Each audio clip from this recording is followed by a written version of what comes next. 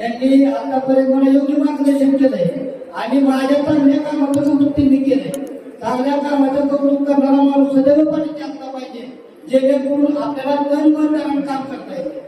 मला एवढं फक्त असं वाटतंय की आज धाराशिव जिल्ह्यामध्ये चांगल्यानं जे जमत नाही ते आम्ही प्रहार संघटनेच्या माध्यमातून जिल्ह्यातले 118 शाखा आमच्या जिल्ह्यात आहे. आज 118 शाखा कार्यान्वित असून प्रत्येक इलेक्शनला पोलिंग एजंट एक प्रहार दिव्यांग क्रांती आंदोलन आहे. आज आम्ही मोठ्या ताकदीनं प्रत्येक इलेक्शन लढवतो आणि एक राजकीय चेहरा म्हणून सुद्धा माझी धाराशिव जिल्ह्यामध्ये ओळख आहे.